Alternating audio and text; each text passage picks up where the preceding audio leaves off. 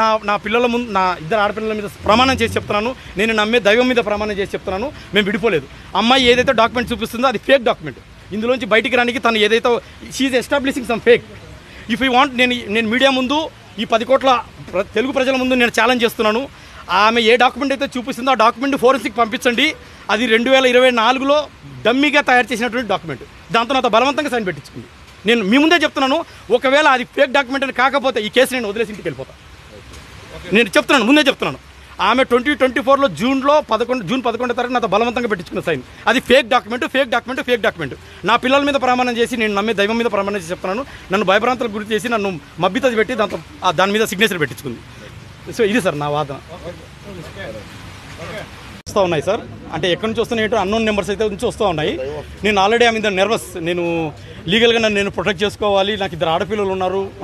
ఒకవేళ నా బాబు కాకపోయినప్పటికీ కూడా అది కూడా పసిపున్న దేవుడితో దైవస్వరూపం కాబట్టి ఆ 3 పిల్లలకి, నాకు, ఈవెన్ శాంతికి కూడా, తనకు కూడా ప్రొటెక్షన్ కావాలి. అమ్మాయి కూడా ఒక స్త్రీ కాబట్టి ఈ దృష్ట్యా నేను కాపాడుకునికి, పిల్లల్ని కాపాడుకునికి మీడియా ముందుకు వచ్చాను. Home minister madam Anitha madam కూడా కలిశాను.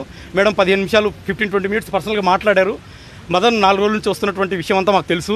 మేమంతా వింటున్నాము, క్షుణ్ణంగా అబ్జర్వ్ చేస్తూ ఉన్నాము, మెటికులస్గా ఎవ్రీ స్టెప్ అబ్జర్వ్ చేస్తూ ఉన్నాము. మ్యాటర్ కొద్దిగా సెన్సిటివ్గా ఉంది. అక్కడ ఒక ఎస్టీ అమ్మాయి, సో ఆల్రెడీ మ్యారీడ్, 2 ఆడపిల్లలు ఉన్నారు.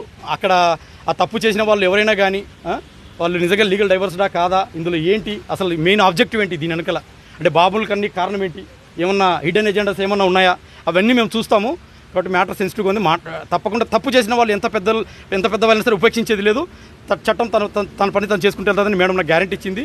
సో నేను కూడా మేడం దగ్గర ఎమోషనల్గా ఏడవాల్సి వచ్చింది. ఆ పరిస్థితిలో కొన్ని వచ్చాయి సార్, అన్నోన్ నెంబర్స్ నుంచి వస్తున్నాయి. సో ఇటువంటి టైంలో ఇక నాకు వేరే ఆప్షన్ లేదు. డైరెక్ట్ మేడం గారిని కలిస్తే మేడం గారు కూడా వెంటనే డీజీపీ గారు కూడా ఫోన్ చేశారు. So we have to protect this boy and children, వీళ్ళని మనం కాపాడుకోవాలి అనేసి మేడం కూడా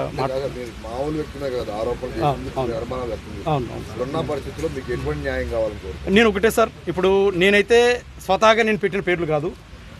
నేను చెప్తున్నట్టు నేను అమెరికాలో ఉన్నప్పుడు ఒక 12 నెలలు నా బిడ్డగా శాంతి, నా బిడ్డే అంటే మదన్ బిడ్డే, నా బిడ్డే అని చెప్పి నన్ను నయవంచన చేసింది సార్.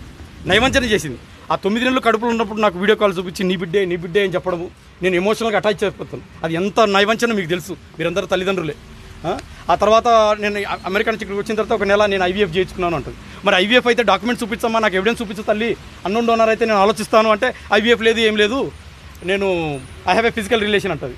మరి ఏంటి తల్లి ఇదంతా, నాకు 2 ఆడపిల్లలు ఉన్నారు అమ్మ అంటే ఇక తను ఇదంతా చెప్పుకుంటూ వచ్చింది సార్. నేను విజయసాయి రెడ్డి గారికి బాబును కన్నాను స్వయంగా చెప్పింది సార్. ఏ భర్త బయటకు వచ్చి భార్యను అలిగేట్ చేయడు సార్, అంత అవసరం లేదు. నాకు 2 ఆడపిల్లలు ఉన్నారు. నా కళ్ళల్లో చూసి మీరు నా నిజాన్ని గమనించవచ్చు. ఏ భర్త కూడా భార్యను అలిగేట్ చేసి కూతురులకు అన్యాయం చేయడు సార్. ఇది మీరు నమ్ముతారో లేదో నాకైతే తెలీదు.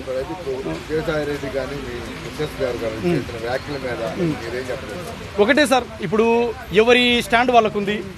శాంతి గారేమో ఫోటోలు చూపించేసి ఆ పోతిరెడ్డి సుభాషే నా భర్త అంటుంది.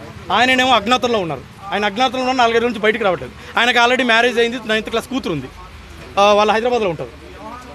నేను మీకు ఒక వైరల్ పంపించాను, సుభాష్ రెడ్డితో నేను మాట్లాడాను. ఆ మాట్లాడిన దాంట్లో అసలు I'm ready for DNA test, ఆ బాబుకి నాకు ఏ సంబంధం లేదు అని ఆయన అంటాడు. ఇప్పుడు అసలు ఆ బిడ్డకి తండ్రి ఎవరు నాకు అర్థం కావట్లేదు సార్. శాంతి నాకు స్వతహాగా చెప్పింది ఏంటంటే విజయసాయి రెడ్డి గారు అని చెప్తాను. సో ఇప్పుడు విజయసాయి రెడ్డి గారా, పోతిరెడ్డి సుభాష్ రెడ్డి గారా, లేకపోతే నేనా? సో నేను ఒకటే సార్, మీడియా ద్వారా ప్రజల్ని, కోర్టుని, అందరినీ రేపు కోర్టు కూడా వేసాను. అది tomorrow we are going to proceed. So మీ ద్వారా ప్రజలను అడుగుతుంది ఏంటంటే ఆ బాబుకు రిలీఫ్, ఆ పాప పసికున దైవస్వరూపం కాబట్టి ఆ బాబుకు కూడా నిజమైన తండ్రి ఎవరో తెలిస్తే రాబోయే దినాల్లో సభ్య సమాజంలో గౌరవంగా బతుకుతాడు. రేపు స్కూల్కి వెళ్తే ఫలానా వాడు నా తండ్రి, I'm the son of so and so అని రాసుకుంటాడు. I'm the son of so and so ఎవరైనా కానీ. కాబట్టి DNA టెస్ట్ కంపల్సరీ కావాలి. DNA test is the only solution what I understood. ఓరల్గా చెప్పడం కాదు సార్, ఫోటోలు చూపించి ఓరల్గా చెప్పడం కాదు.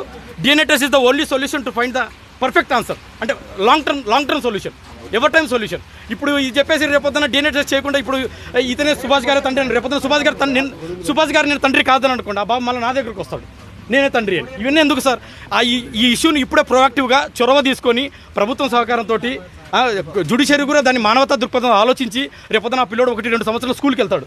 స్కూల్కి వెళ్ళే లోపుగా అతనికి నిజమైన తండ్రి ఎవరో క్లినికల్గా ఆ పెటర్నిటీ టెస్ట్ ఏదో చేసి ఓ మెడికల్ సర్టిఫికేట్ తీసుకుంటే ఆ పిల్లోడు గౌరవంగా బతుకుతాడు సార్.